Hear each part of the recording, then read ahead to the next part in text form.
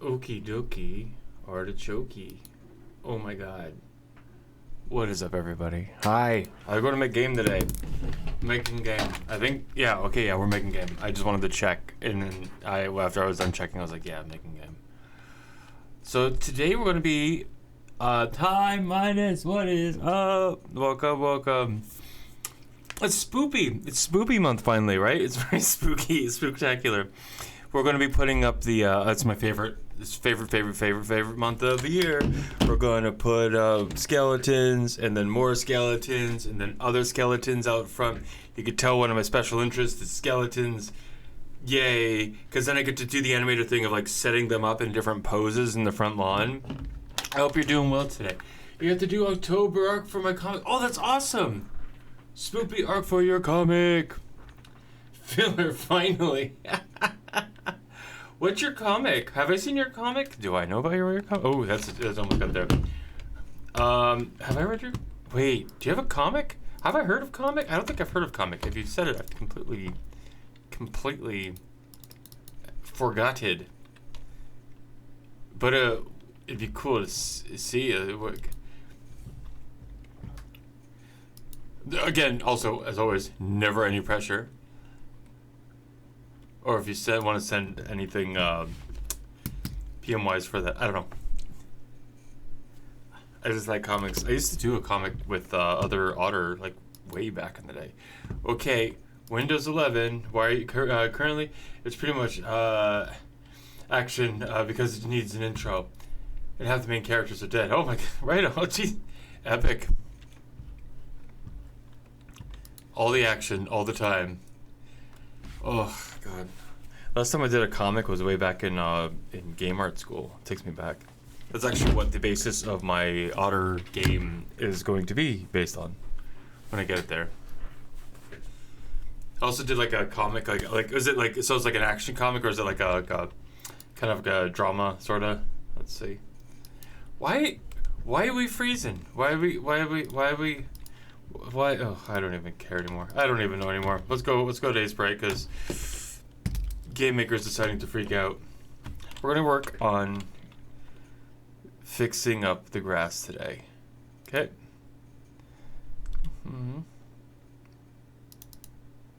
Okay. So October is filler. Oh, it's perfect. Because spoopy filler month then. So we're gonna clean up some of the stuff on there. There's still some like weird popping that I want to take care of.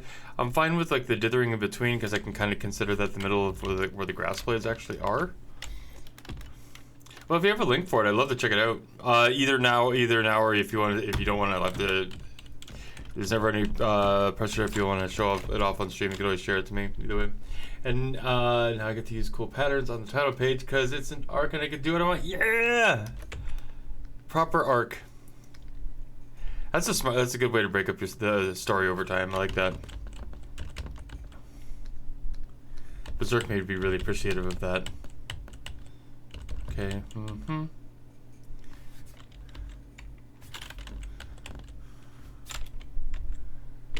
Okay. Here.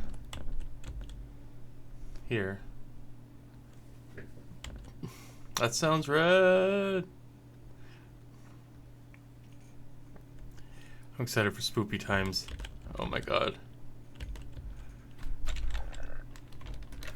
I had like it was like a 4-part panel, or four issue comic I was working on. I never got to finish that.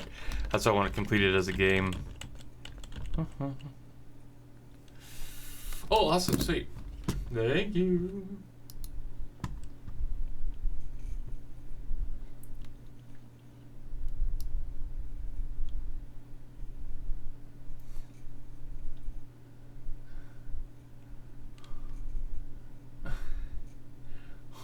Okay, hold on. Alright, yeah. Do you mind if I share it? That's rad. Okay, cool. Chapter 1. And the beginning. Pet hunt, sure. I want a cat. Sure. Meat. Whiskers. Yeah.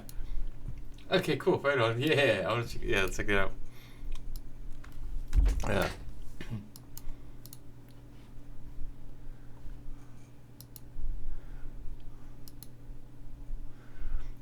Beginning. At the pet store. Pet? Huh? I want a cat. Sure. I love the meat.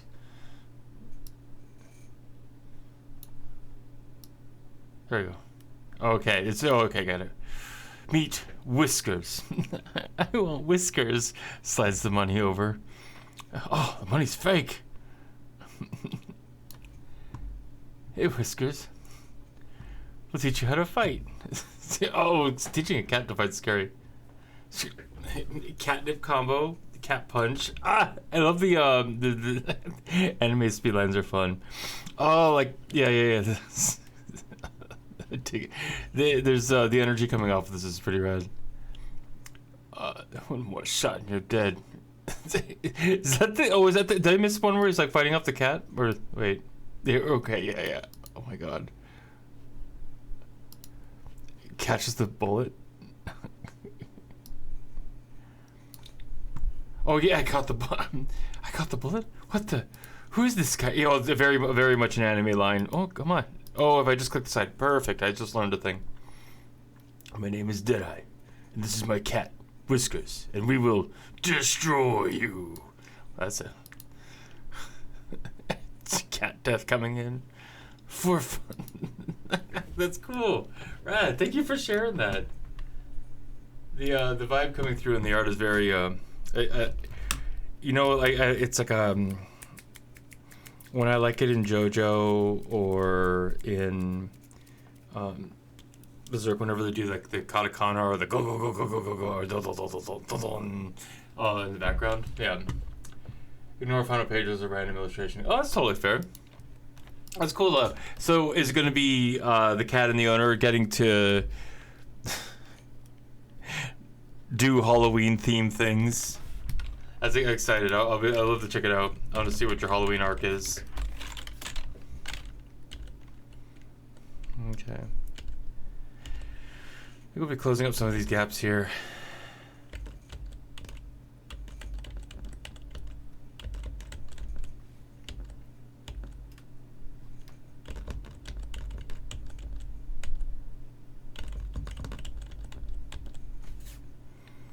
Okay, I'm just gonna grab this one, move this over here, connect this here.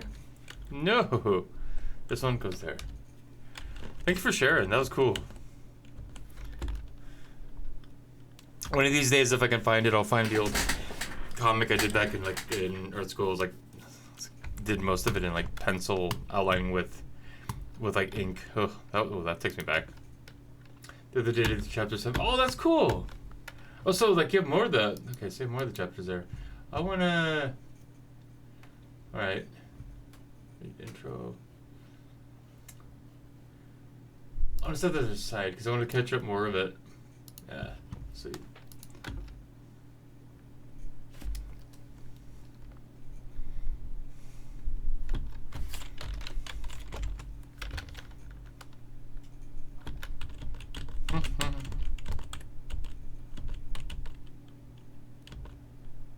Okay, here, in here.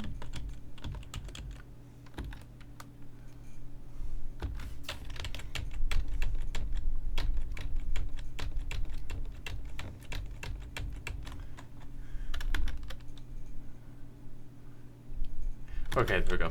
Yep. From chapter 6, Whisker dies suddenly, but he comes back at the end of the October arc. Ooh, is there going to be zombie and grave rituals? Oh man. Okay.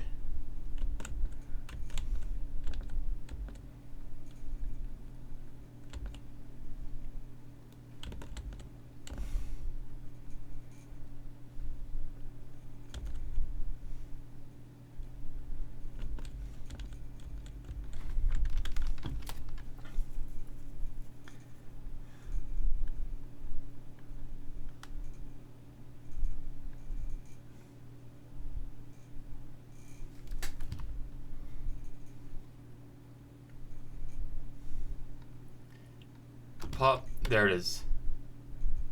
Pop. No. Pop. Pop.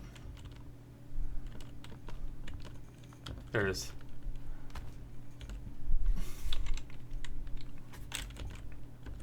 So let's pull this in a little bit just so it can blend better over the back. Boop, boop, boop, boop.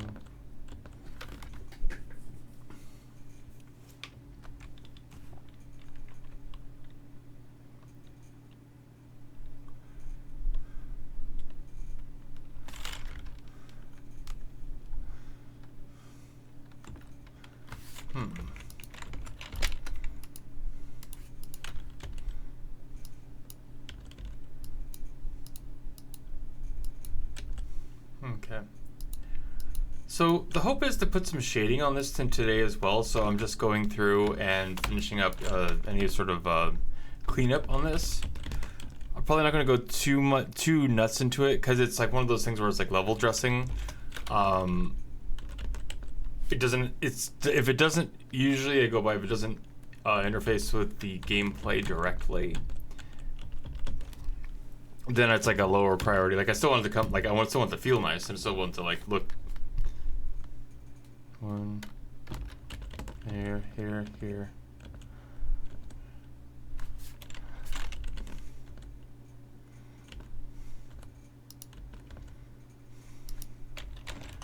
Okay, actually put this up here. Yeah.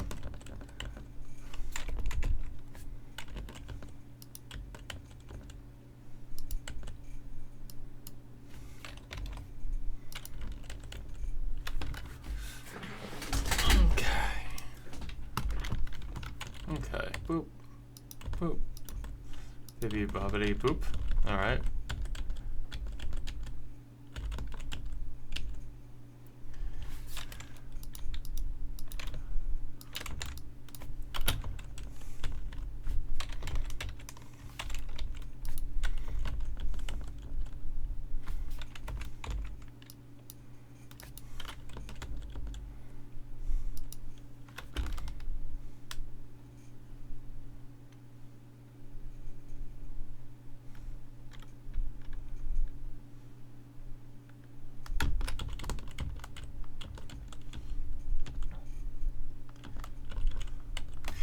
Okay, so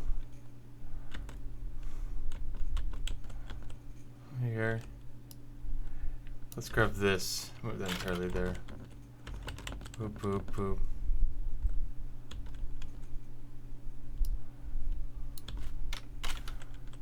Okay, back to it.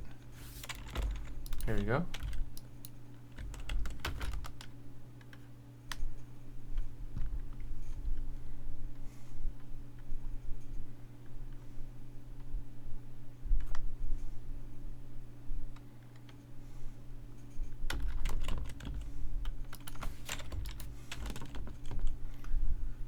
Remembered how weird some of the first chapters are. Oh, really?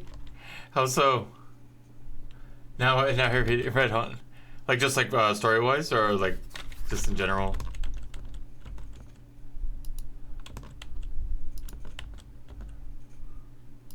Okay.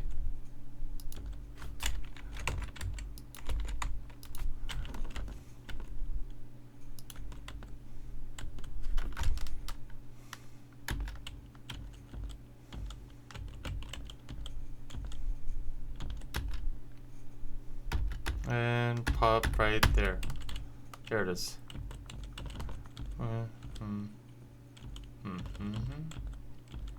Okay, so we're gonna get rid of this, move this down here.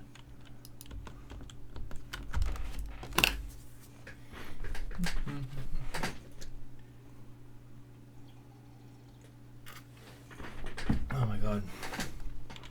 I did it down here.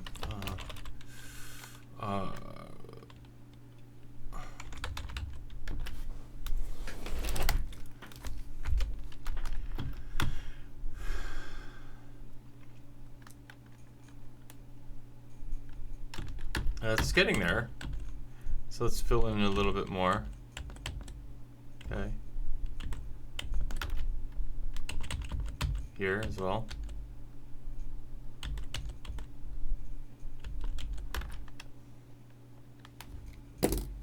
Chapter 3 was so good.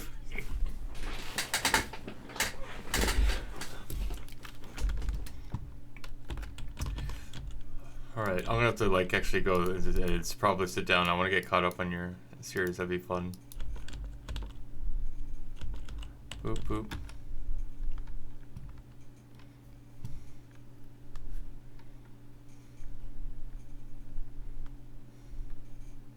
I feel like that's better.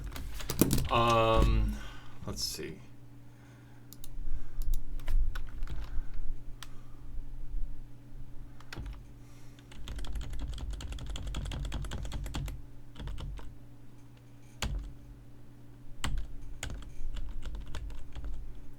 Okay.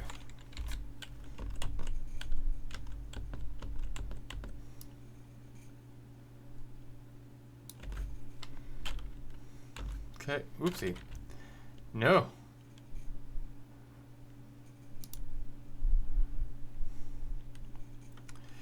Okay, one in there. There we go.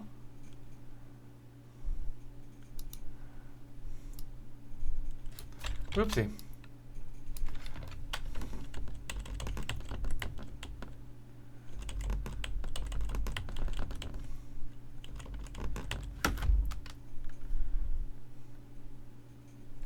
Okay, I feel like that's getting closer to it. Let's go and make sure we're locking out all the other layers because I don't want to accidentally be drawing on those. What I plan to do with this is once this is done, I'm going to use slightly different shades of grass to kind of like stack them a little bit so they appear shaded. Because the thing is, I want the bottom edge of the grass to actually match the grass of the tileable assets, so that way we can just put them on the grass. Put the grass on top of the grass in the game, so then actually have the grass color, pixel color match at the seam point.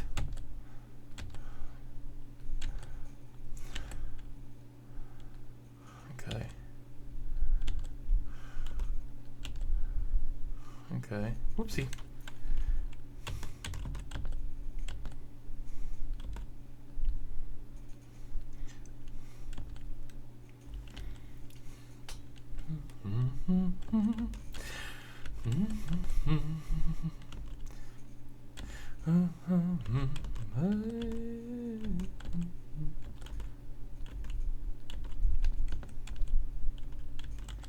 Okay. Here, here, here, there.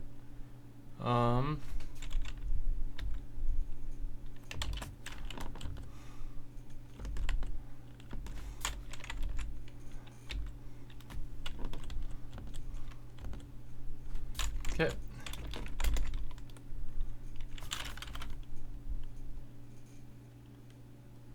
Okay, get it, get it.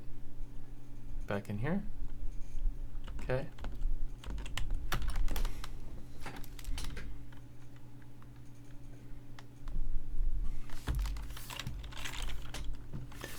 Okay, so I have this. The front grass is supposed to be the actual grass of there. There. And the grass backing, let's see, is going to be higher. Okay. Yeah, we're going to grab all this and move this up. And also maybe play with the value like a little bit. There we go. Let's do that with a darker color, I think. So let's go and grab the key shading color, okay? I should probably make a darker version of this, but I haven't yet, but that's fine because we can do that right now. Whoosh. Whoosh. There it is.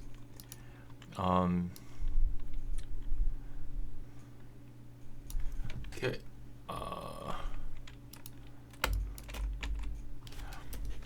I'm going to just, let's add this here right now while we're thinking about it.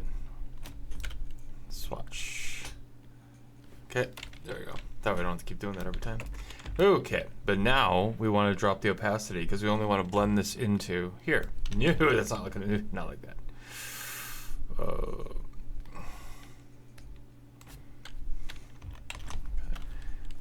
Let's see if we keep on.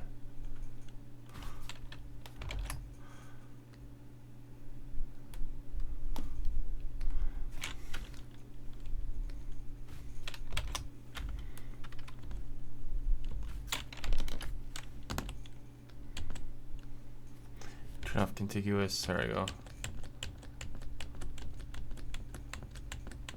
Nope, go back.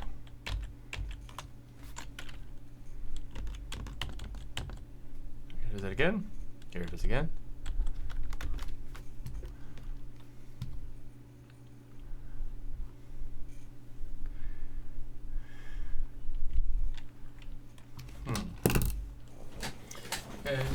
I want to play around with this a little bit. Okay. Solid Plasma, what is up? How are you today? How's all the everything for you? How's Art Attack? How you doing? Oh my gosh. Gonna here, nope. Here. I thought I had contiguous turned off. Look at that. Just ugh.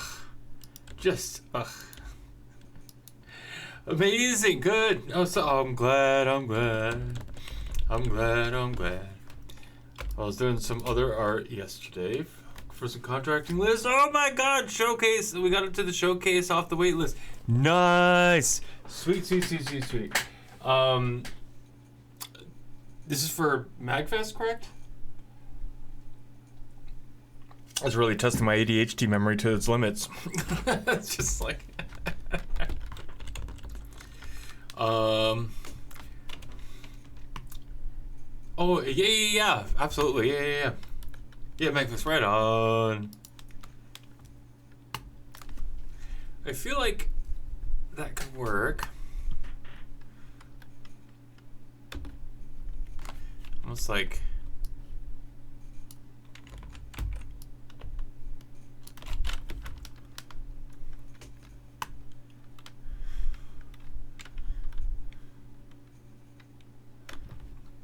what happens if I do grass at a 16-bit finest right on digital? What's up? In a way, it kind of reminds me of the way that they would like animate grass, like an it's like a, you know, like Out of This World or like Flashback, like that kind of sort of like pixel animation. I don't know if that means good or bad, but just. So I want one. Okay, it's okay. Hold on. Oh, did you play since I added the paint abilities? Yeah, the last time I played, you just added the paint mixing. And I was being a goblin, an ADHD goblin, smashing my way through figuring out your game, which is great because then you can see how others ADHD goblins will smash their way through your game. Oh, man. Yeah, right on. Cool. Yeah, the paint mixing was rad. I could definitely see that's going to really build out the player experience. Oh my god. Boop. Yeah.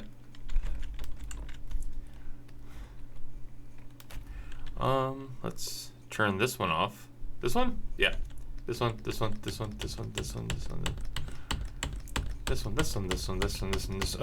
Why did I put so many frames? Oh, that's right. I got like 22 different paint colors. Oh, that's rad. Oh man, the design chart must have been nuts for that. It's just like, that's so cool. All right. Okay. I'm gonna take this color. Let's make it this ever so slightly darker, ever so slightly higher on the saturation. Turn. Yep. Okay. Contiguous is off. That way we'll get those stray pixels. Gotta get those stray pixels. Let alone get feedback. I don't know how I'm going to test all of them, get feedback. We could do like multiple playthroughs of it just to make sure, you know? No, whatever. That's what I want. That's what this is for. I like it. It's all good. Yeah, no, it's all good, man. You're good. It's all good. Absolutely. Good. I'm doing well here. I was just doing a bunch of animations earlier this week for Code Wonderland's game, Chicken Flight, and now I'm back to doing grass animations. I'm working on the set dressing pieces because now I've gotten the base tile set done. So now I want tiles that can give variation to my existing tile set, and this is what the set dressing is for. But yeah, 100. The space is 100%. The space is like, I like video game development in general is my special interest. So games I'm working on or games getting to see what other people are working on, I just always love that. Okay, let's turn this back on to see. Nope. feel like that's too dark now. I feel like it's too dark now. It's too... Yeah,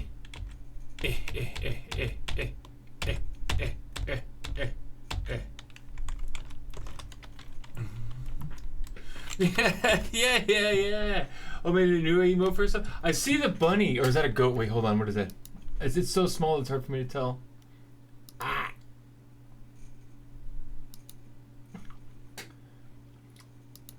Because I see your one that you made. What's the other one you made? Yeah, see, I feel like that blends a little bit better. Okay, cool. So, what this is going to happen... can you tell I'm excited for Hades 2? If I played the game, then yes. Oh my god. Are you excited for Hades 2? Have you played it? Like, is that out? Wait, didn't the second one come out or not? I don't know. I only got to play the first one a bit. Oh my god. But apparently what it did for narrative in the roguelike space was really awesome to see what they did that. It was 1.0. Was last week. Oh, that's rad. Okay, cool. So you've been playing quite a bit. Any builds you like? It's inspiration from our product tech. Awesome. Yeah. Absolutely. That was sort of their big deal about being able to change out the narrative as the game plays out, which is just really cool to see, especially for a roguelike, because that was always my turn off for roguelikes and roguelike and roguelites. Was the like you can get meta progression of keeping your actual player stats, but you like losing out for the narrative, but having it change through each time. That's incredible. Lots of work too. Was it enough to make me continue playing? But that's just because like I like my linear narrative games. This is just me personally. It's not describing anything off of for anybody else. Let's see. Boop and boop and boop. Yeah, we're trying to do something like that. Yeah. That's gonna be so cool. But we're gonna have to scale it back. Oh yeah, 100%. Because that. When you're getting into that kind of like narrative storytelling and that kind of writing and that amount of branching, it's just like cost for the writing, cost for the branching system for all the writing, cost for like all the play tests to make sure that that all the different branches kind of work as expected, especially for how far in deep the branching can go. Let's get this. Okay, I'm gonna turn off the top one just so I can see it. Boop. There you go. Yeah. Oh, that's cool. I'm excited to see where you go for that, because like MAGFest, that's gonna be sometime next year. Or is that in the next couple months? Okay. Boop. Okay. Right there. Nope.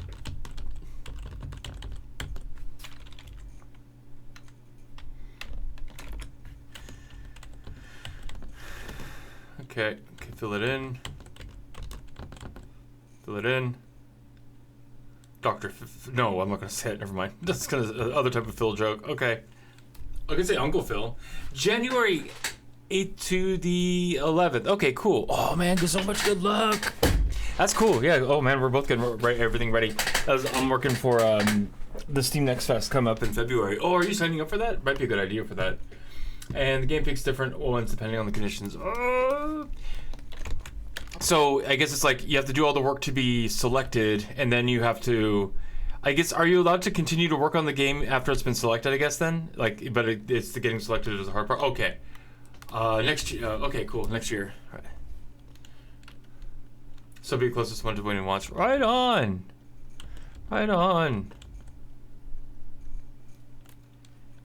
I've always been cool. Yeah. Oh, that's so exciting. It's so good. Crota, what's up? How are you? How's the Outdoor Odyssey going? We're just hanging out and talking about MAGFest and awesome Heart Attack from Soul Plasma. Fine. You're doing good. See, yeah. I am doing similar, but not similar. But not scimitar. That's different entirely. That's a different thing entirely. Sorry. Anyway, hi. Oh, man. Okay.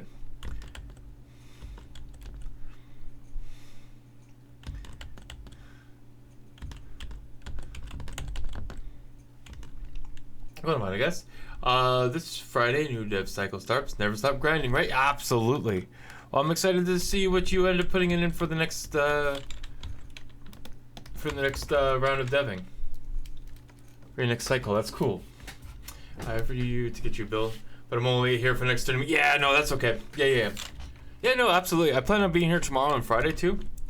That's fine today. I got a bunch of animations I'm trying to scrunch, and I've been trying to get. My attention's been pulled between. I mean, it's good. I'm getting like additional work, but it's like a 12 to get this grass done.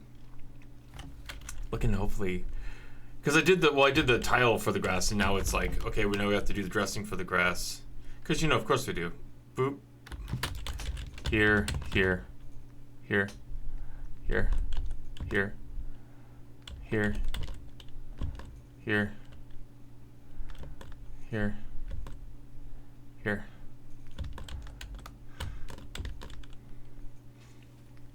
Yeah.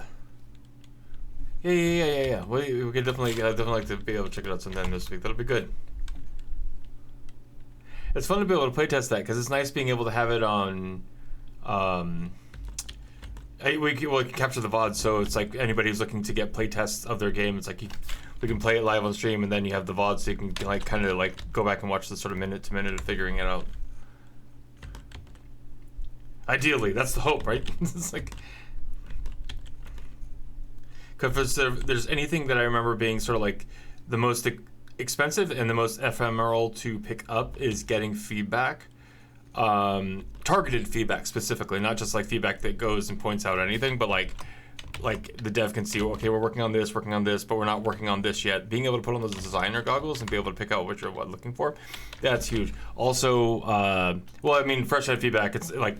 That you can only get the first time, so like if I've seen like being able to see a feature for the first time and play the game the first time, it's like it's so invaluable for any devs that have that. That's why it's like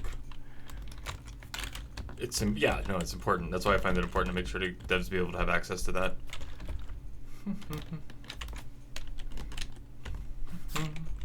Boop.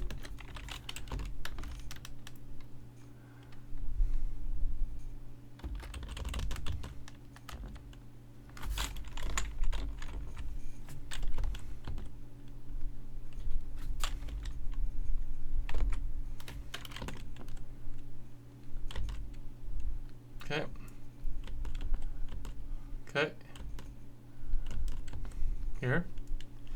Yeah, no, this would be good. Let's see. I think I might also slow it down on the final, but let's get everything else together first. So we're just going to keep on clipping that off, and we're just kind of cleaning up the in-betweens a little bit.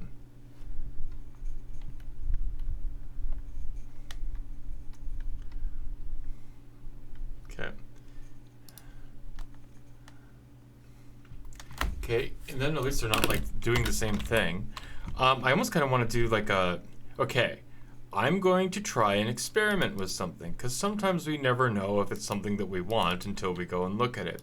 So what I want to do is we have this uneven. I want to play. Let's see. Nope. Wait, is that? Oh, that is right. Okay, cool. Okay, so we're going to. I'm going to do another layer in, but this one's going to be lighter colored, okay? So we're going to go up on the saturation and up on the value, or down on the saturation, up on the value. Whew, man. Like, brain. There we go. Brain. So stupid.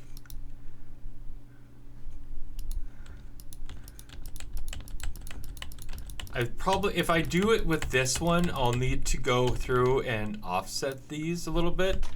Let's see. Because they would be at the same timing as the first one that I just dragged out.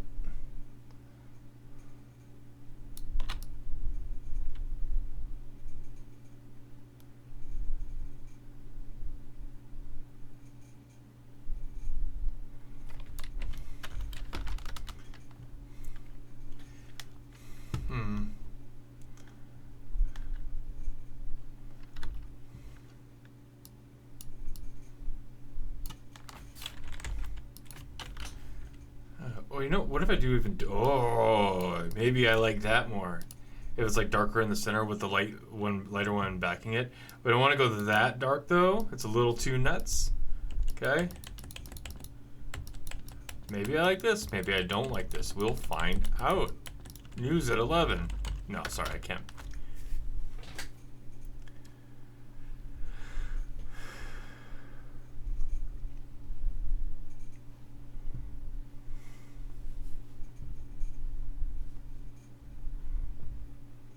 Maybe that's what I want to do on the bottom one.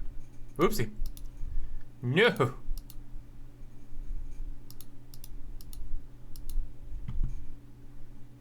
Okay. Let's grab all those again. And like actually, what if I pull those down?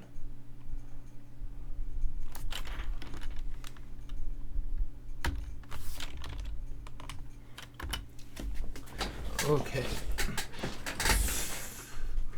Do I hate that? Okay, so this is how we find out whether I hate this. Let's actually test it in game. We'll do 2 different variations of it, okay? So first off, we're gonna do this one. Control-Shift-S is gonna get us to export, all right? And then FGO1, so foreground 01. We're gonna export, yes, and replace that with those 3 layers, and we're gonna say export. That sounds cool. Now, what we're gonna do as a part of this test here is we're going to go and turn off that middle row and see whether I still hate this or not. Well, actually, no. Let me try the other one. Oh, sometimes it takes a little bit. Nah, I don't like that by itself. I don't like that one by itself. We're going to go back to this one. There we go. Export.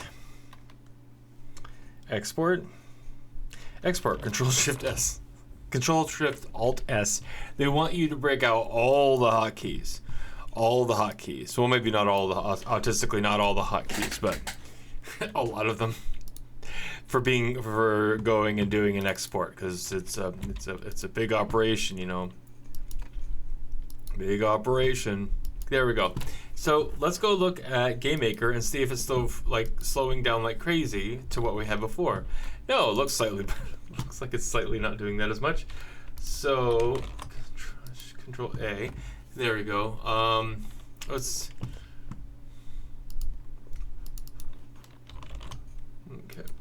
Okay, and then same deal. Import is going to be on the first one. We're going to go back. Version A. Boop. Okay. No. Is this going to be 15? I might make it faster. I might want it slower. Yeah, let's do. Oh wait, hold on. No, that's too much. Oh, it's 9. Let's try 9. Okay. Okay, I guess that's kind of works. I could. Ugh, man. Trying to keep from futzing forever is really important, you know. Says the guy who's like, just one more frame, just one more frame. Okay, so that's not awful. That's not awful. So let's put them together. Maybe we're fine with both. Who knows? I have no idea. The one thing I do want is to make sure that the front grass color matches the touch point of the main grass tile, so that way I can oopsie.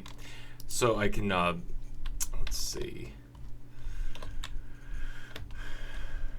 So I can set these better.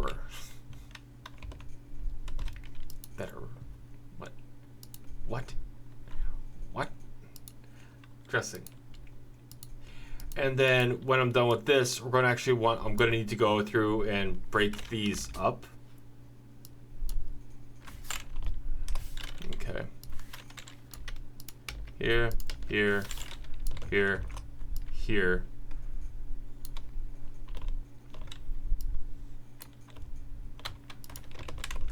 And here. Okay, now let's just take a look in Engine and see what it's giving us. I think it's giving grass. No. Okay.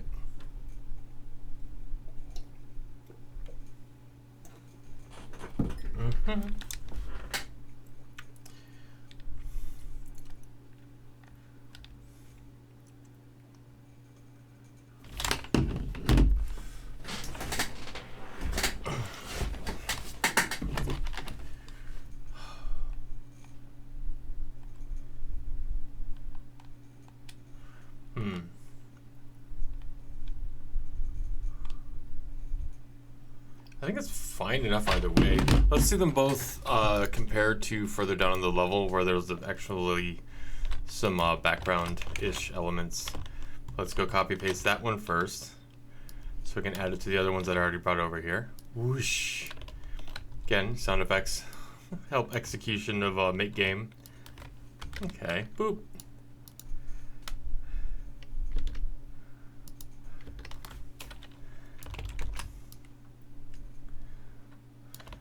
Okay, and then this one's here.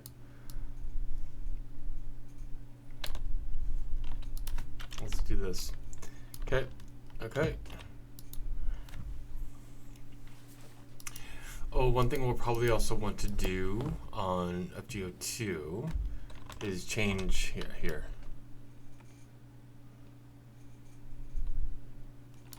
Okay, cool. Because what that's supposed to do is pop it slightly lower into the ground so that the top grass actually matches the line of where, yeah, there it is. Oh, jeez. Oh, I guess we're gonna have to move those down now that I moved it. Makes sense. Makes sense. Why would the thing that I just adjusted need to be readjusted? That's crazy. Crazy. Boop. Okay.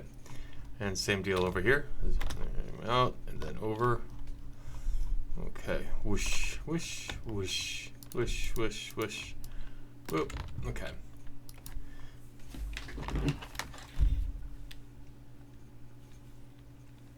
Okay. Boop.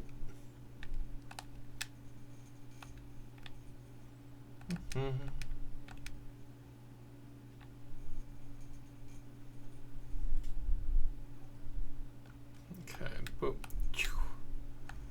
Okay, let's get over to where the grass is so I can see it. Ah!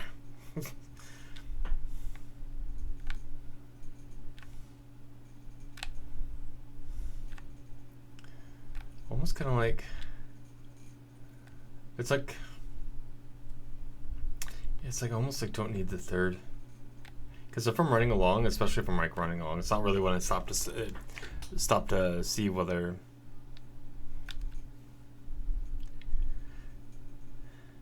I think the third layer starts making it like a like it's supposed to be more flesh than it is, because I kind of like the tuniness of this one here. But it's like when you add that layer, it's kind of too much. So I think I might keep it with the two, which is fine for me because hey, let's work. Yeah, let's see. So let's think about it for a second. So this is a part of the dressing. The grass isn't the only part; it's just the first part that I'm touching on.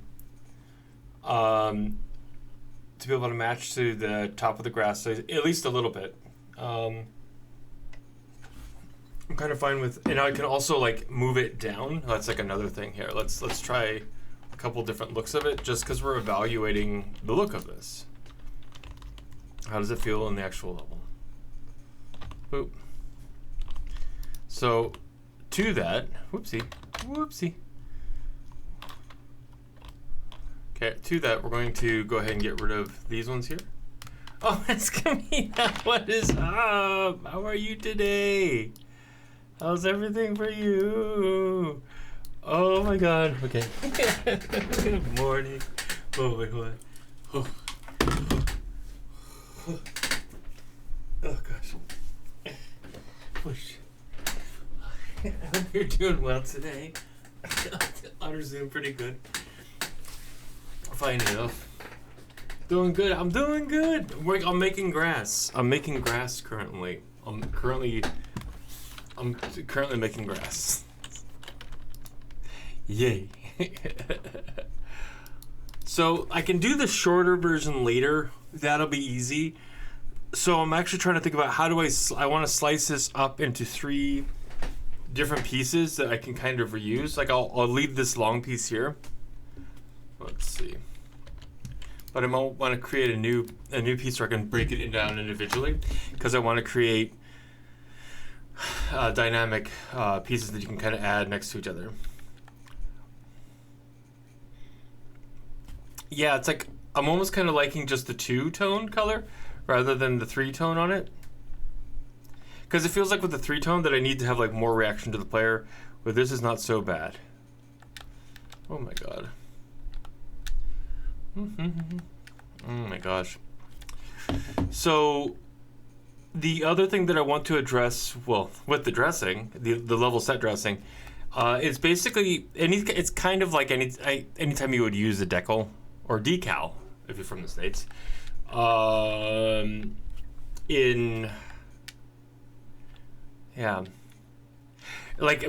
a non-interactive piece. So I'm going to have to make it so that it does raise with the ground, because that's part that's missing.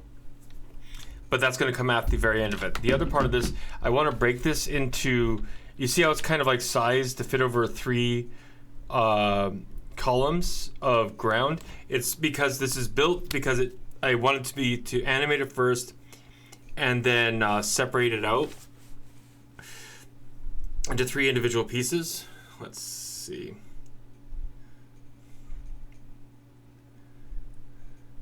Yeah, so, and then when we're done with the grass, and then I'll make a tall grass and a shorter grass. And this is all coming out of the existing asset that I have right now. Because we'll just like animate it once and then reuse it in all the different ways we can, right? And then we're gonna break it into an end cap on each side and a centerpiece, so that way you can like dynamically stack them. Although I don't know how much I need to do that now, because I kind of like that if you stack them right now in the game, it kind of works already. Like let's take these ones here. Like if I wanted to overlap it like that, say, right? Okay, like that. Let's take a look. And once again, we're doing this evaluation early, like at the start of the day here, before we start kicking into everything we want to be making with it. Phew. I probably should have just used the grass at the beginning of the level. But apparently I'm not done playing through the opening of the game 20,000 times. Totally fine. I think I might have to adjust the level design too, because after playing it so many times on stream, it's like maybe adjust the ways some of the tunnels in the level design is set.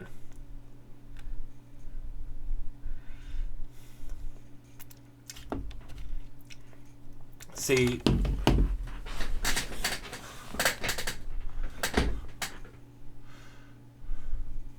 it's almost like it's fine. It's almost like it's fine. I think the only other reason I would need to break that up is so that they can all be bounced individually, because of course we need to have that. And that when I'm done with the top part of the grass, the next part of the set dressing for this tile set, for the grass, from the grassy tile set, is going to be like essentially sprites or decals that we get put along the wall down here, that, you know, there might be a centerpiece, a side piece, an edge piece. This is all to give us that variation that we currently don't have in the tile set, which is fine, because with a little bit of creative use of these things, you don't have to have them all over the places with the level set dressing, but just in some small paces you can get some really cool effects out of it. Yeah. Okay, so that's also going to run rise up, but before we can do that, we need to cut it. And before I wonder if I can just cut it. Let's find out what's up. Let's find out what happens when I cut it now. Let's find out. Let's find out. Let's find out.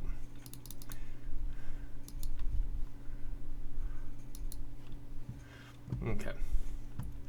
Boop. No, stop. Stop. Okay.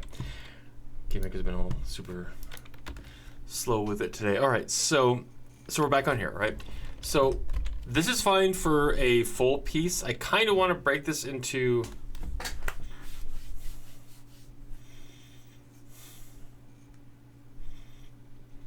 how to break it up, because I could actually try to like break them up into individual pieces, or I could just make it that when I go to export, see, I could use temporarily use the crop tool to be like, oh, make 24 on this side, and then export this. Huh.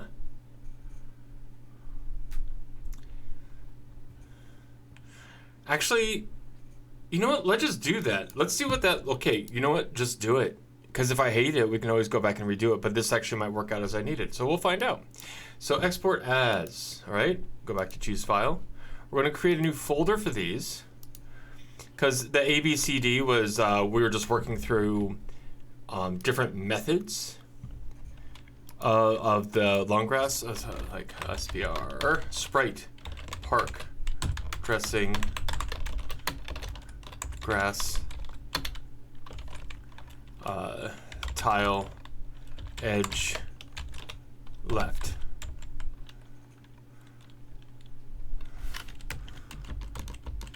Do I need to put 24 in? 24? Nah, that's fine. Edge, tile, left. Okay, cool. And we're gonna go and grab that name there because when we go in here, we're gonna use that same name here, but we're gonna add 01. And then when we export it, it will just automatically use that in the numbering of the PNGs. Boop, and boop. Cool, now we're gonna hit Control X, Z, V, what did I, so stupid.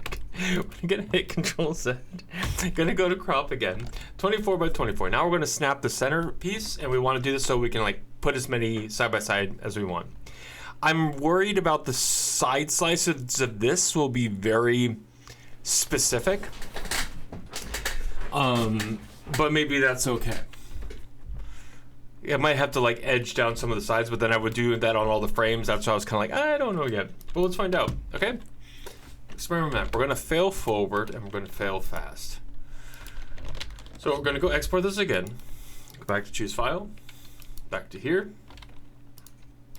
Grab that name because I don't want to rewrite it again the whole time, every time, especially when I'm working on naming conventions. We don't want to be breaking those often, so having to retype it kind of limits the amount of times that we'll break it.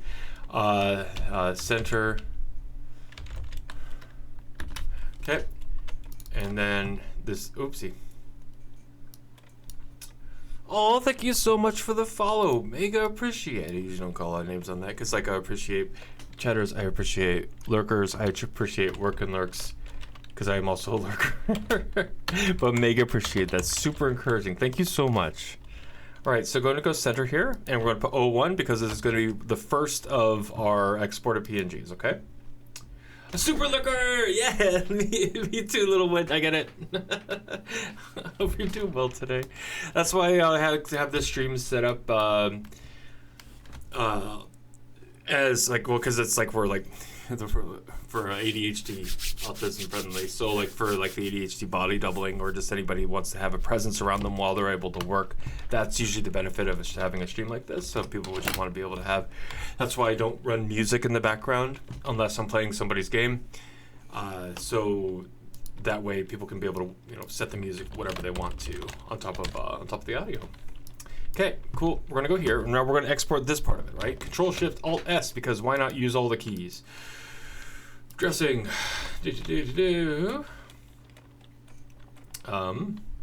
Center. Cool. Cool. Cool. All right. Boop.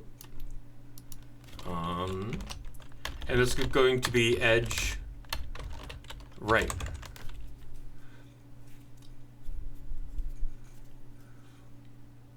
Oh yeah, right on.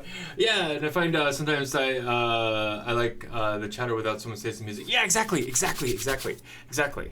Just being able to have the voice in the background. Okay, hold on. All right. Well, 1 second.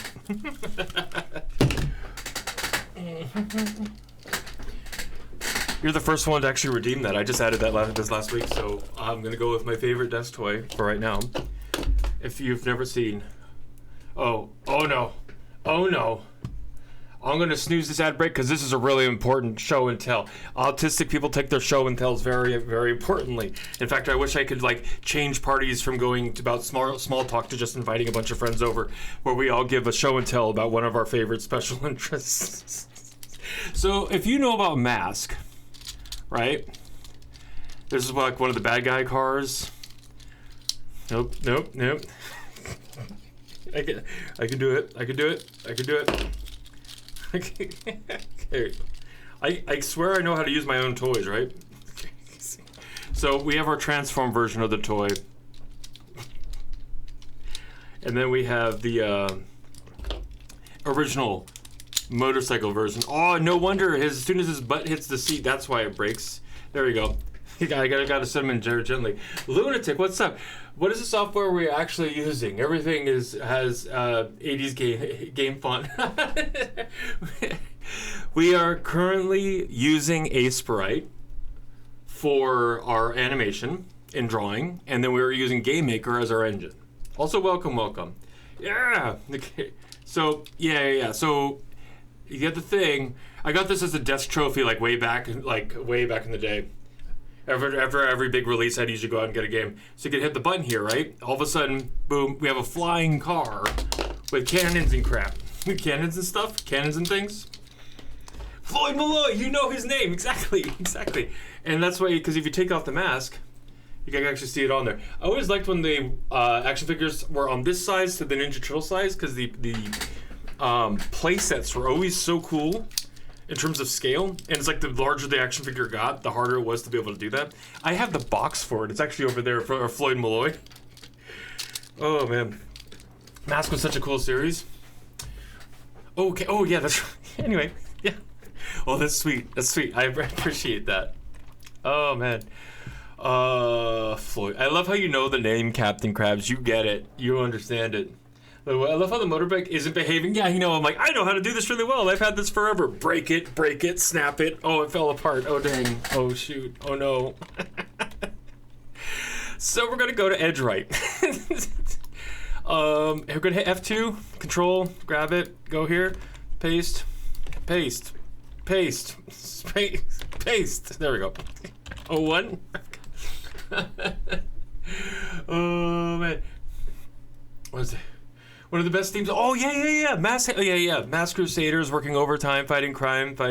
Secret Raiders who will neutralize just to save our lives. Something like that. I don't know. So cool. So rad. Oh my god. It's like that and Dino Riders are my two favorite toys, and they haven't seen any sort of remake. And all the different remakes we've had over the past couple decades. They make a G.I. Joe movie. They make Transformers movie. They make Ninja Turtles, which I don't mind because I like Ninja Turtles. But come on. You played Luto last night. It's hilarious. It's a horror Stanley Parable. I mean, technically, Stanley Parable, I guess, could be its own version of horror, but I guess it's not outright horror, so then maybe that's not the same. Only problem with work desk toys is eventually clearing off the desk. Yeah. No, that's a problem. Yeah. Oh my god. Or every time we moved, because every time we moved from project to project, we'd move to a different floor, different desk, so it'd be like, I was like, I had all my books, had all my Dino Riders, had all my things, and I was like, okay, I guess I'll package all my stuff like a big nerd. Yeah, okay, I'll go move it over there. And I would actually say it in that voice. No, I wouldn't. / sarcasm. Wait, did you beat it yet, Thelonious? Did you beat the thing? You've got oh my god. Yeah, you've also got oh, that's right, they did do the remake. They did a remake for that in the late 2000s that I actually really liked. I haven't seen the new one. That's supposed to be a Kevin Smith thing. What's it? I have a bust of Kermit the Frog on my desk right now. Oh my, hey. It's like, and Lupin the Third statue. Oh, Lupin the Third's so cool. That's half the reason why I went to go see the Bad Guys 2 movie. I mean, I like Bad Guys 2, but I love how it's like a love letter to the Lupin series in terms of how they animated the proportions and some of the comical gags in the chase scenes were very much like that. You have a cigarette vending machine USB port. Wait, is that so when you... Is the USB port to plug into yourself when you smoke the cigarette, or is it to charge up after you finish smoking the cigarette, you have to put it and charge it and have it charge up another cigarette for you? That sounds awful. Let's go look in the engine, see what I made. Okay. Let's see. I have a Wallace figure. Oh, no! Ad break is starting in a little less than a minute. I already snoozed it before. For those that are new to the stream, I tend to do one break every hour, so that way we get more time to play and work in between. Okay? So it's going to be a 3-minute break, stand-up stretch break, it'll be a bio break, all that good stuff. And that's going to be kicking off in a little less than a minute. Lunatic, when I was a kid, I have a Wallace and Gromit figure, but that's from Arbor. Yeah. Oh, Wallace is so good. I haven't seen too many of the movies. When I was a kid, let's say 28 years ago, and my cousin wanted to create computer games, we tried to use Paint and somehow render each frame. Oh my God! where we were 7 years. No, hold on. I want to snooze. I want to talk about this. Sorry, I'm snoozing the ads. I'll re-announce my announcement in a minute when it comes back. And then we were 7 years old. Oh, yeah, okay. And we tried to use Paint and somehow render each frame where we were 7 years old. And in high school, played with 3ds Max. And in the end, now I have 17 years of software dev. Looking at your career, it's something I envisioned, but I just didn't have the chance. Oh, in the EU as a kid to start a career. Oh, no.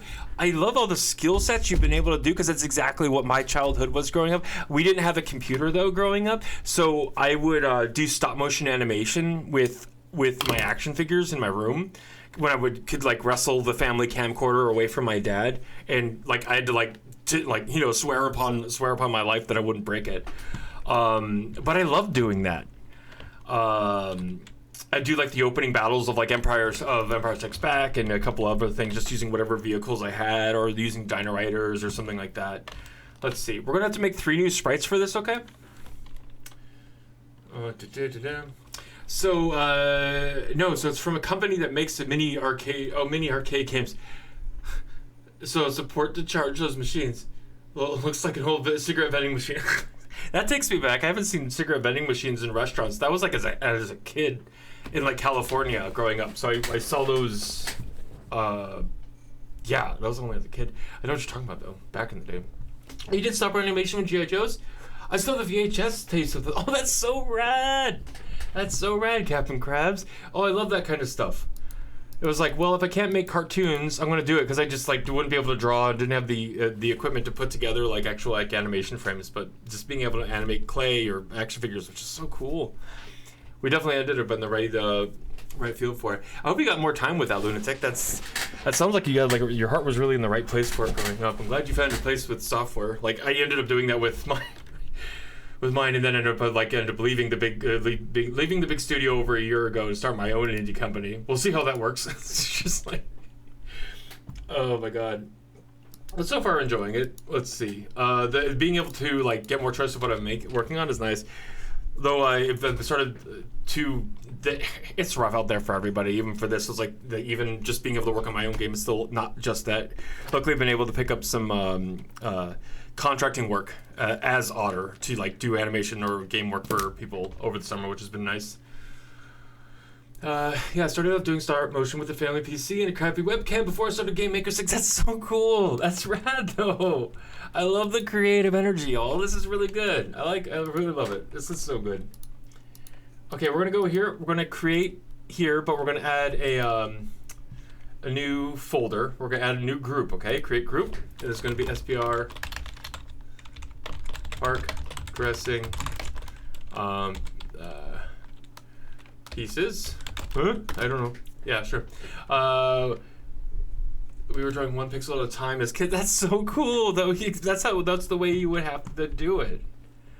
Oh man, I wish I had a computer that much growing up. I really wish I did. Did not have access to computer till like I was in high school. Hell, it was hard to convince my parents to even get us video game systems. Okay, we're gonna create a sprite, and there we go. It was funny. My family was really into TV and movies, but my dad kept saying that video games were just a bunch of moving lights. If only I had the wherewithal and the linguistic perspicacity to tell them back in the day, no, but TV and videos are also just a bunch of moving lights. I didn't have the wherewithal as that kid. So SBR, let's get the names from the Oh, jeez. Whoa, what was that all about? Oh, that wasn't good. I just hit a thing and I didn't. Oh, there we go. Ad break warning coming back in. This one I won't be able to snooze. I only have one more snooze to save for the rest of the stream. Same deal. 3-hour ad break. I tend to do 1 ad break every hour so we get more time to play and work together in between. Okay. Let's see. I'm just gonna open this somewhere else, and then hopefully that works out for me. Or. Levels, parks, tilesets, tileset, grass.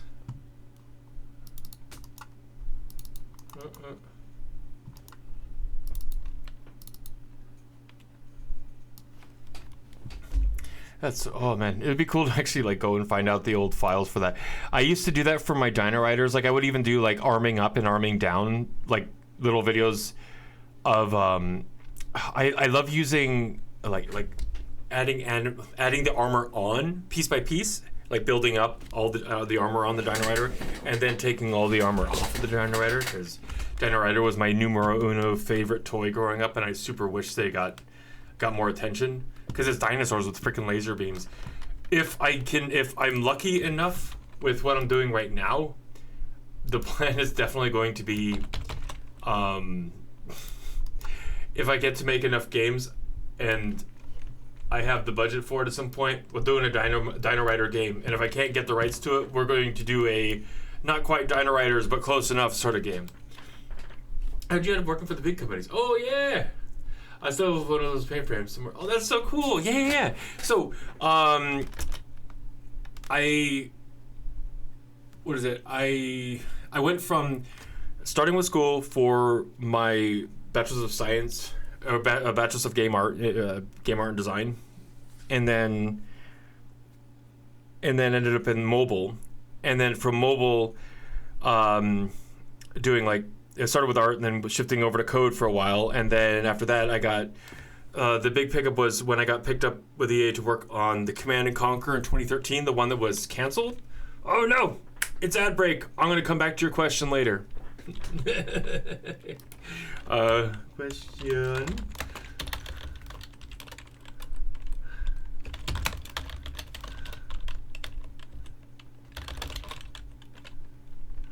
Uh.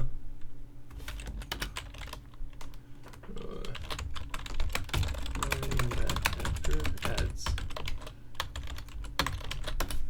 Okay, and back.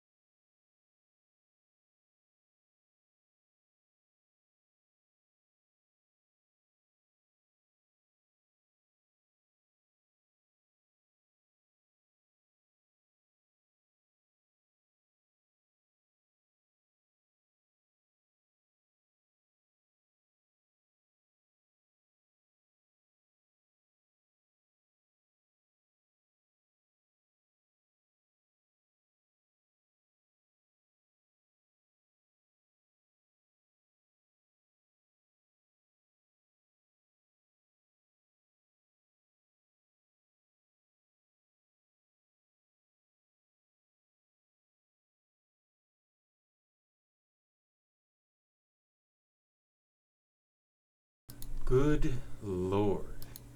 What's up? Hi. Hi, all day, everyone. Yeah, I want to get back to Lunatic, because you're asking, how did I end up working for the big companies? Yeah.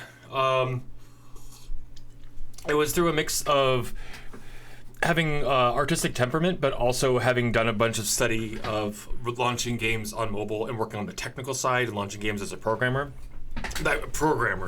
Even to this day, I'm a designer who knows how to do scripting, not necessarily a programmer. But that's what got me in with Command and Conquer, which shortly got shuttered, not too long after, unfortunately. But I was there long enough to help the launcher. I got their work by doing the Gamescom trailer, because my work was a mix of getting into the engine with the RTS with Command and Conquer and scripting level sequences to make cinematic shots from. So that's when I really started to gel that mixture of having cinematic artistic eye, but also being able to do scripting on the back end of it to support the shots. It's also where I learned that anytime you see a shot being done for a trailer, there's so much fakery going on in gameplay trailers. Oh my god. I mean, it's fine. A lot of it's coming from real stuff, or it's coming to stuff that they plan to do, but there's a lot of the time they don't have a tool yet or the asset yet to make it work. Let's see. Import. And yeah. So got on with Command and Conquer, and then that was immediately laid off the entire team, all the way up to the executive producers on it. And then I continued to get work doing trailer work, which is basically working in Frostbite, which is Electronic Arts engine internally. I was at after Command and Conquer, then I was going around doing shots for Battlefield Hardline, for Dragon Age Inquisition, and for Battlefield, I think it was 4 at the time. Yeah, Battlefield 3. Yeah, I think it was still almost Battlefield 3. And it was that learning the how to work the Frostbite engine to do artistic shots, but Frostbite was also a kind of a pain in the butt sort of engine that they had difficulty getting people in there. Oh, that's cool. Yeah. Check it. This is one of my favorite things. Is my Generals 2, because Generals 2 was canceled. That's the one that was on. Yeah, exactly, Captain Caps. That's what I was talking about yesterday. We basically did the same thing, because you worked in SWOTOR was on a different engine, but yeah, you probably touched Frostbite to do a number of those, and you probably know Galen, who I also worked with a lot. But it turned into from there, I was doing shots for a number of the studios, and it was kind of this mixture of knowing how to show up and go, hey, what do you need? And then provide them what they needed in terms of the shot within short periods of time. Then I would go up to BioWare up in Canada a few times. And that's how I got hired on, because it wasn't just doing the work. It was during the week, there was I had to do a lot of sniffing around, talking to VFX, talking to character design, talking to level art about different things they needed for making trailers. We needed for our shot that we needed to procure from them for our shot. And it was that ability to work with them, turn around, get to the shots done on time. I was basically doing the cinematic design work that they were already doing at BioWare, because they have cinematic animators and cinematic designers. So they were still in need of a cinematic designer to help bring in a number of the work for Inquisition. That's when I was brought in. So Inquisition was my first game up here in Canada, and yeah, just basically stayed with that ever since. But it was, if you're asking the why and the what, it was sort of the mixture of gameplay, and it was the mixture of gameplay, knowledge, technical knowledge, artistic knowledge, which is really hard to get a job with. It's really hard because people want you to do really good at one thing or really good at the other. So finding something that wants you to wear multiple hats like that in that kind of creative design work was really nice. And from there, I shipped Inquisition, 2 DLCs, MEA, Anthem, and I didn't stay for I keep on calling it Dreadwolf, but because when I left a year before it shipped, before it got changed to Veilguard, so I keep accidentally calling it that. But Veilguard, I should left about a year before that to go indie. Yeah. Let's see. Hero Engine for Sword Turtle. Oh, they use Hero Engine? That's rad. Oh, no, Nightmare. Oh, gross. I think QA is definitely not one of those multi-hat departments. No, it is not. Like, it is other kind of hats. You're expected to do things and be able to pick up things, but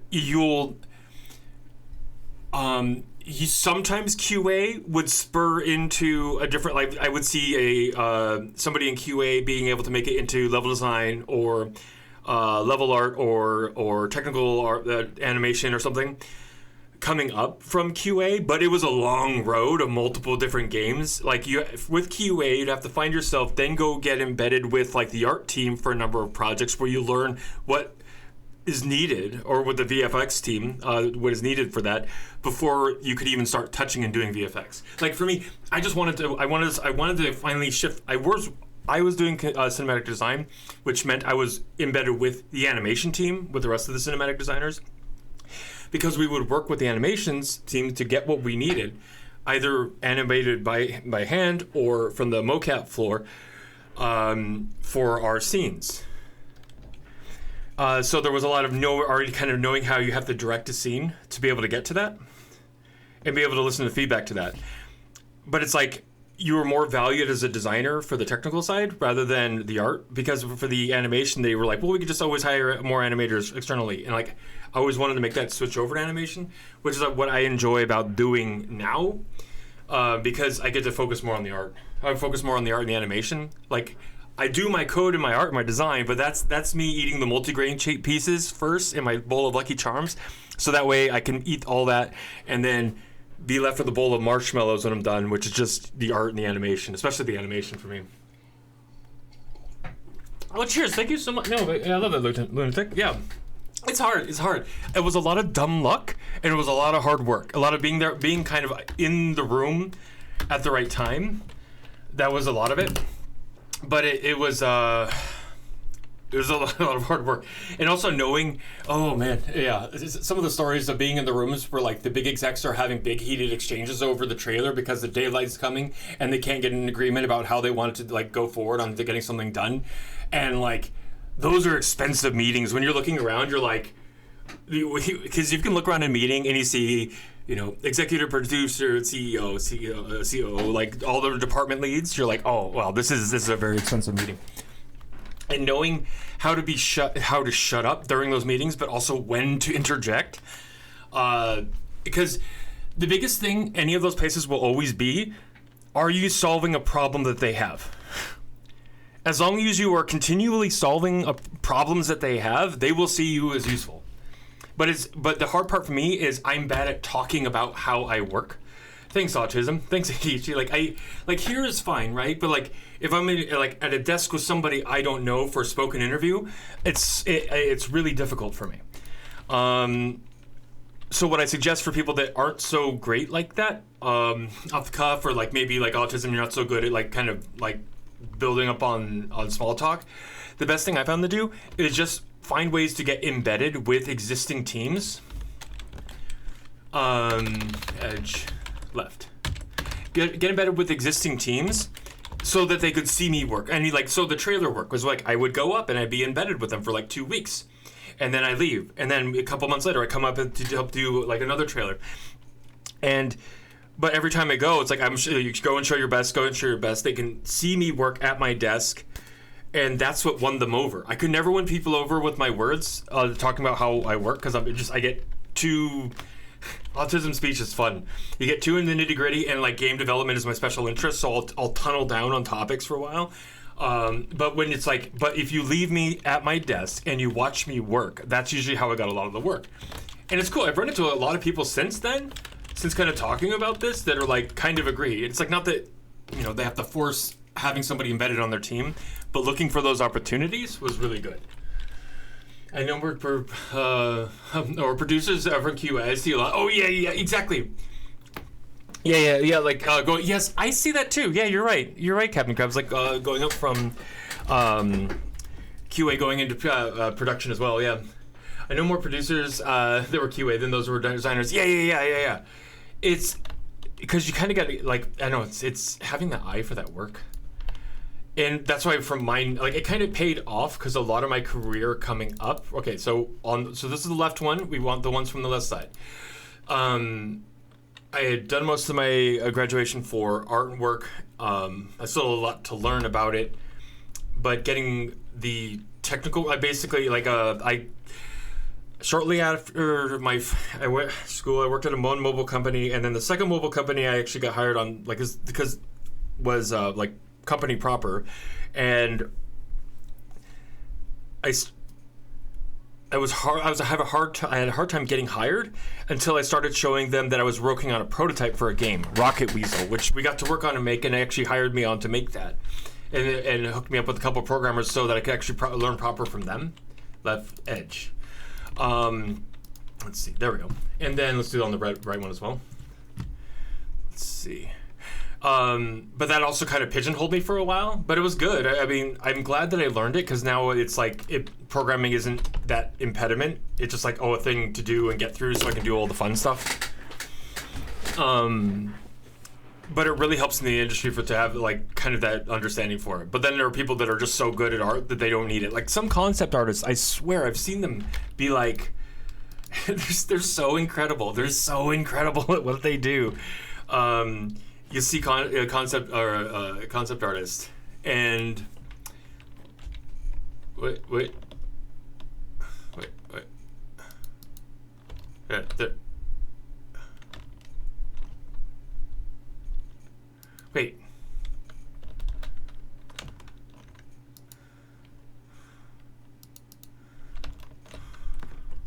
Oh, that's why. This is a different level. I was like, wait, why does that look different?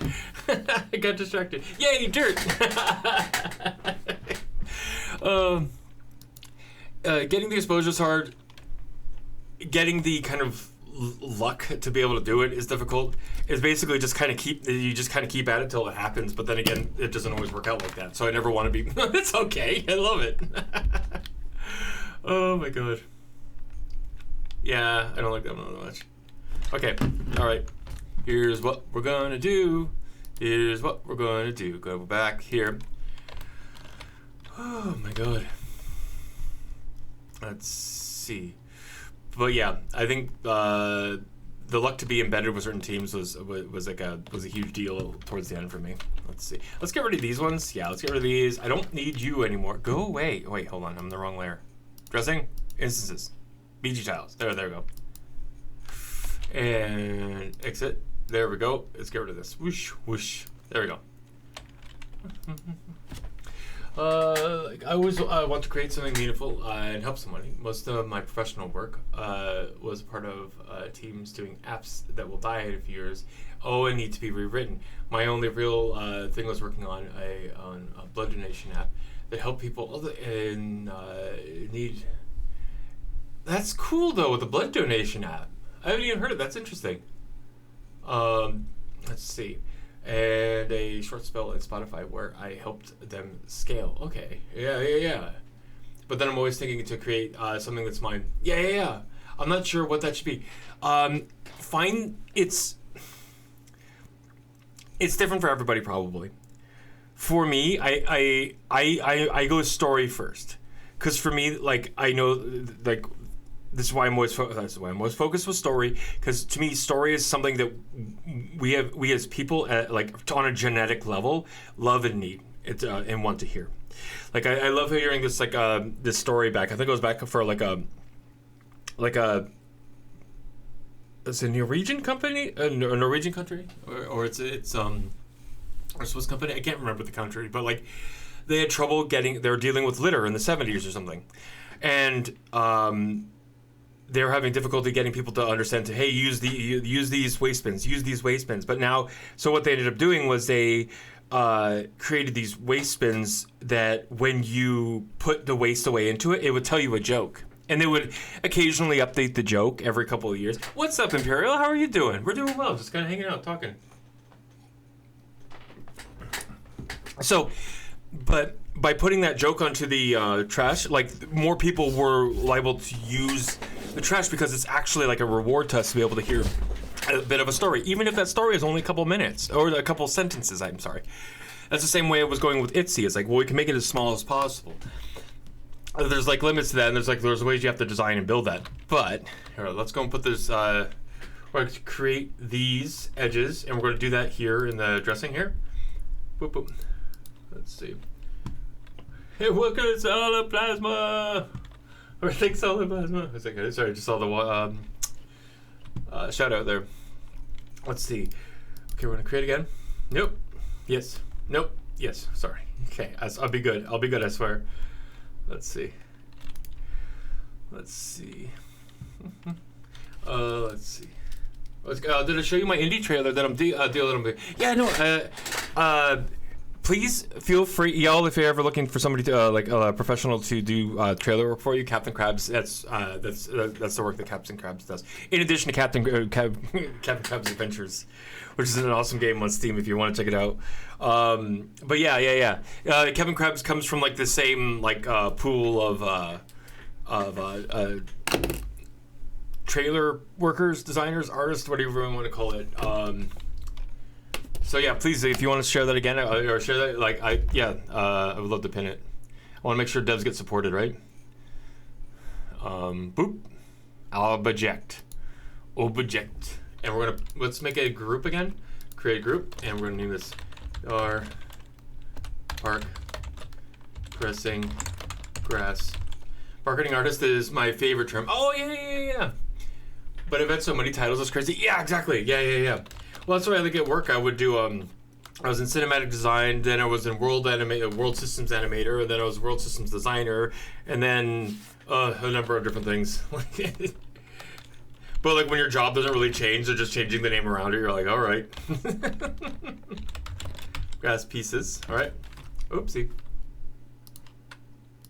Wait. This PR sprite park dressing. Pieces. No, park. Grass.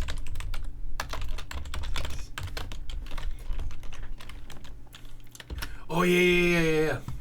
Captain Krabs and the Slimy Adventures. I'm going to need that. Here.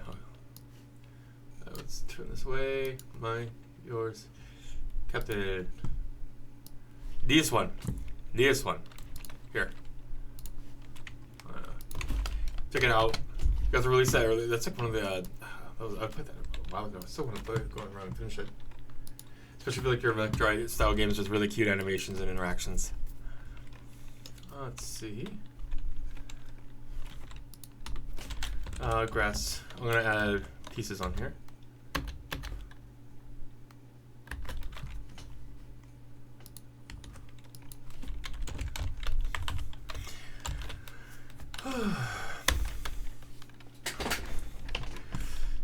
But like the biggest things that are going to be important if you're ever sort of like looking for that work, it's kind of a lot of it's like luck of the draw. So you just have to show up enough times that one of the times you'll be picked for that. It's showing up and solving problems and keeping an eye on what problem are you solving. Because when you're in a gameplay space, it's really easy to get like your focus broken down and kind of like get distracted. Sort of. Let's see. There we go. I'm going to take this and move this here. There we go. I want to get rid of this. Pieces. Okay. It's edge. Left. You want the acuity to be able to do any of that work, right? So that's always a big deal. That's why I always just usually tell people that's why having a portfolio of the work you've done and always being working on something, because that shows your aptitude to want to make, at least from a design perspective. And being able to wear multiple hats is really nice. Those will be mostly smaller companies that you'll be able to wear multiple hats. The bigger company you get to, they don't have time for you to wear multiple hats. Because usually when people wear multiple hats, there's like it works, but there's also a downturn in terms of like what skills you have access to, because your skill set tree is so split. So if they want people that are just really good at one thing, that's usually what bigger companies are looking for. Whether for good or for bad, but that's usually what it is. Let's see.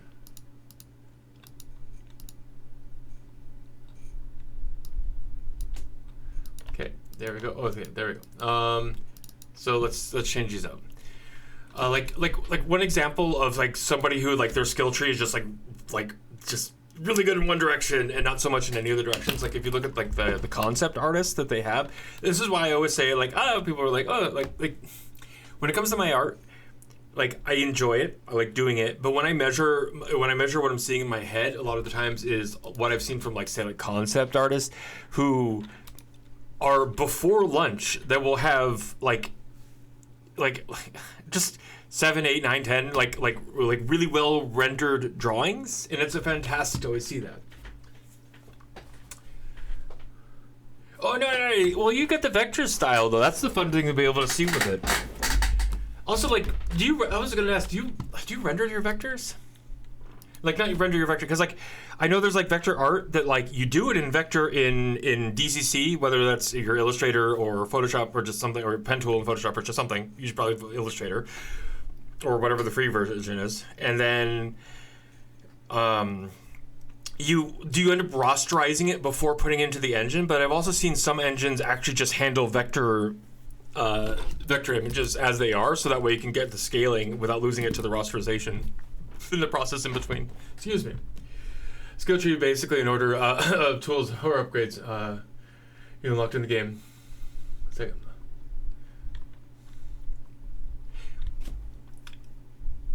Skill tree is basically an order of tools or upgrades you unlocked in the game. For me, I'm pointing out skill tree specifically for just being in game dev in general, that kind of skill tree. Because if you're good with art, or if you're good with code, or if you're in between, wearing multiple hats versus wearing only one hat, that's why in the end, like, well, it wasn't just because I only got to wear one hat, the reason why I left. I left because a number of other reasons, including like being only getting to wear one hat. But it was also like we were having like massive. I felt like it was like talent drain. We're just losing a lot of the people that I had come to rely on and love working with, and over years and years and years, to the point where just like, all right, it's just like, yeah, ship with Theseus. Oh yeah. Oh, I didn't put a question mark, but that was a game design question. Tools, upgrades. Skill tree is basically an order of tools. Grades. Yep. You've unlocked in the game. Yeah. I would see a skill tree to monitor the progression of some aspect in the game. Maybe not so much for tools. It can be for tools. So when I think of skill, I think of like Skyrim or something like that, where it's like, here's all my different magic abilities or player abilities that I want to have. Some affect my gameplay, some affect my magic, some affect my combat. It's not necessarily equipment. And skill trees can be branched out completely, like Skyrim does it because it's that constellation map. You start from the center and you work your way out. I don't know if there's any branch jumping later, but then there's also games like the Sphere Grid in Final Fantasy X. I thought was a really good one, because it wasn't just that you can expand your sphere grid, you can also overlap with other people's sphere grids, so that means you weren't locked out. You could do whatever build of whatever character you wanted, provided you had enough sphere points to get there. Yeah, tech tree is probably more for tools. I would see that. Let's see. Dressing? Dressing, yes. I can say words out of my face. So this is going to be the center. So we already got the center. Sweet. Let's do energy and left. Cool. Boop. Level design. Dressing. No. Go back. No, that's right. Dressing. Park. Left.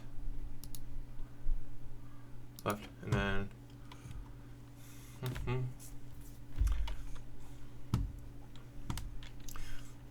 Yeah, so I hope that answers that well for you on that, or at least for what my thoughts on skill trees are.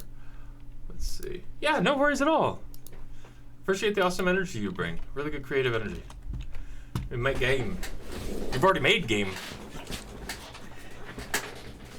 Weather dominance. If people want to be able to play that by Imperial, then I think you're like, it's cool to see you go and work on other things. Yeah, I love it.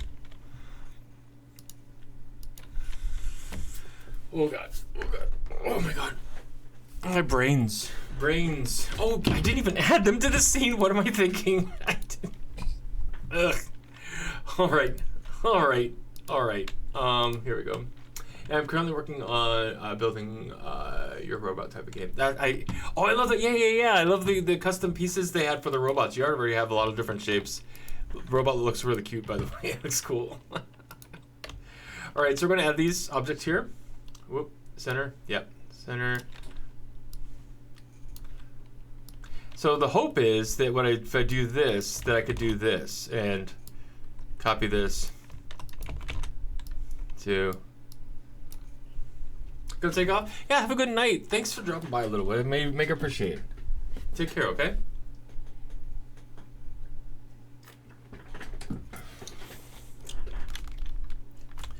Okay. Oh, hold on. 1, 2, 3, 4. Control X. Move these in the foreground. There we go. And we're gonna get rid of these. Let's also get rid of.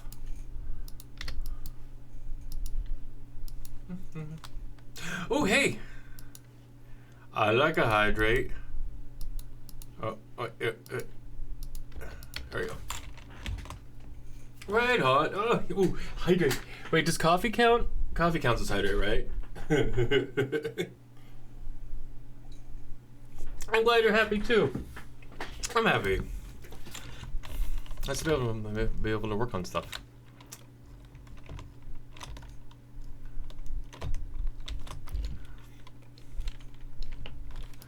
Okay, and then let's go and do the same thing here. So here. So the next thing we're going to want to do after this is we're going to want the grass tiles to actually bounce up with the ground. That's one of the other parts we're missing. I don't know if we'll be able to get that far into that today. Coffee is the opposite. Okay. I guess I get some water. Happy Captain Cruz is sliding the adventures. Oh, right on.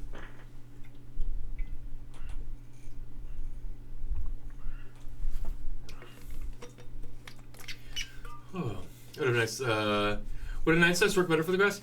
I think it's for the tile set, yeah.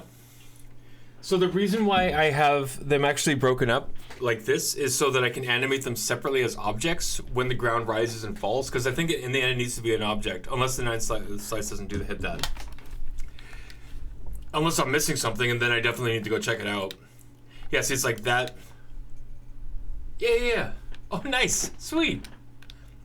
Yeah, it's really cute. I even got to see Dino Rider's Fed. See, the next part I want to have is that this grass, I actually want it to rise up with the ground, which I don't have currently, but it's going to have to get added in. I already have it technically for other objects in the game. But let's see. Let's see. Just looking at the screenshots, makes you happy. That's awesome. There's like a there's a cute rave in like the first level for the end boss. Let's see. Yeah, so it's anything like this where any of the spots like that where they actually get ground pounded, you could actually like ground pound and release the stuff from the object. So they need to be running scripts. I always thought 9 slice was just using tile sets, but I could be wrong. Let me see.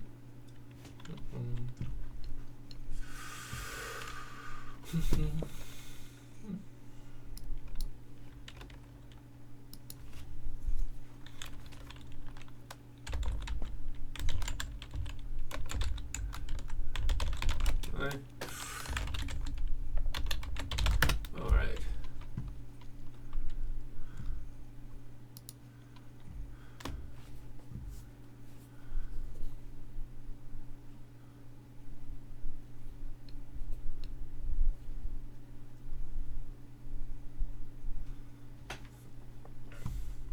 Yeah, because I've used this before for like text boxes and things like that when I wanted to grow and shrink it. Let's see, I'll just put it on the screen. Like that's what I was using for my for dialogue boxes on Etsy. I forgot to go through that much in the detail. I might have to go read this further to see if there's something that could be done. Yeah, like I wanted to because I always like to keep it open for the idea that I could be potentially missing something if I'm looking at it. I have a general idea of how I want to build it out, but this is good. I might come back to this. I don't have that much more time on later today anyway, so let's see if I can see if I can take care of some things here. Let's see. Object dressing. Okay. And then characters. Where's this one? Environments, interactables, spawners, systems. No. Collision. There we go.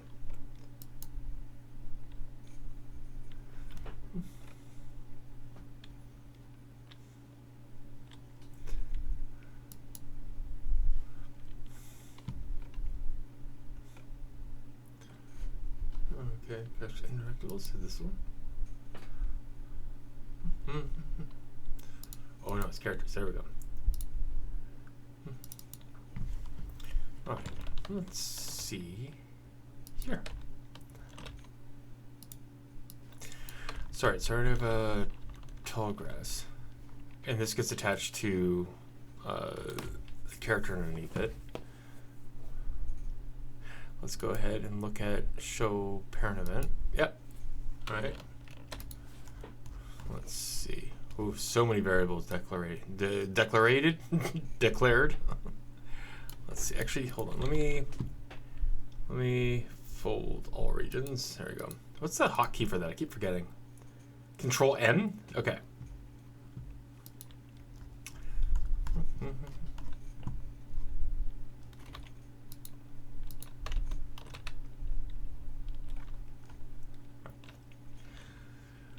Okay.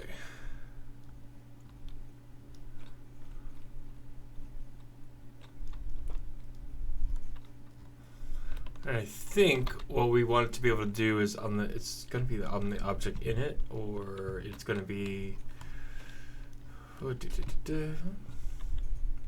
see, timelines, new.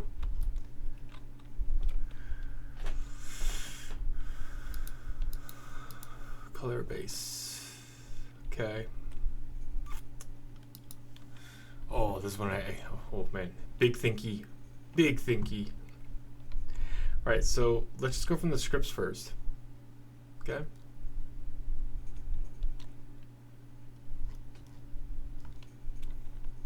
There we go.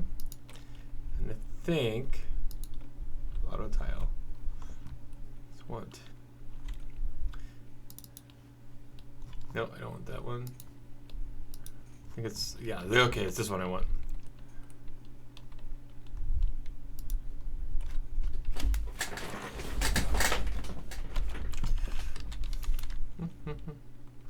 Okay, F1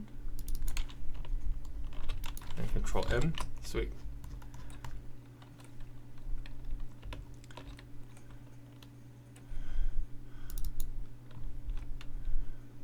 Okay. Which one is that? That's the fun of like context switching, which is like usually kind of a nightmare for Auto Brain. That's why I always keep all my code and design up front and separate by months, and then switching over to art. And then, but if I catch myself sometimes, I'm like, oh, I'm in the art phase in my brain, and I have to switch back over to what I was doing before. I'm like, oh, months. Let's see. That's not it.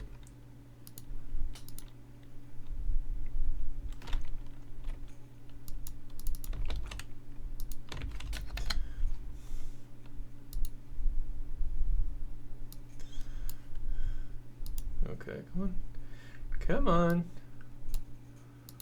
Let's see. Nope.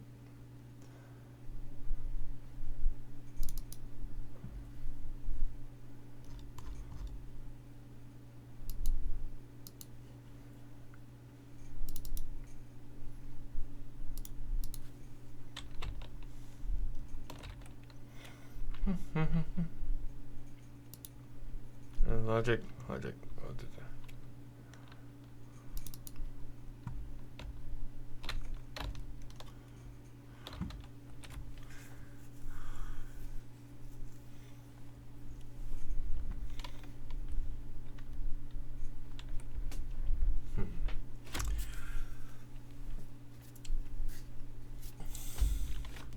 So we want this. I'm going to want it from the collision object, because I have collision objects that can carry an object on top. Let's see. Oh, do you think crab streams regularly? No. No. Yeah, Captain Krabs, do you? No. I've seen you rave a couple times. Crab rave. Okay.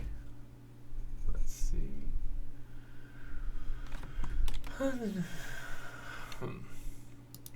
Think about this. Schedule. What's the schedule? Yeah, I know. I have like 2 scheduled days for my stream, and then I just kind of like pop on for the other times when I don't. Oh my god. Why not have to offset it slower? I think I'm also going to want like half-size ones that are probably ended up cutting down smaller. Okay. Now, I think I'm going to have to do a full-on context brain for this, which is also... Okay. It's also time for dogs. Actual dogs. My dogs. I need to go take care of them and do adult things by feeding them and stuff. So let me go feed them and stuff. And I'll get back to some more depth tonight, and then we'll get back to some more depth tomorrow. But I think that's a time for brain. I want to like try to use the context switching for that, you know? Let's see. Okay. Let's see. Who's on?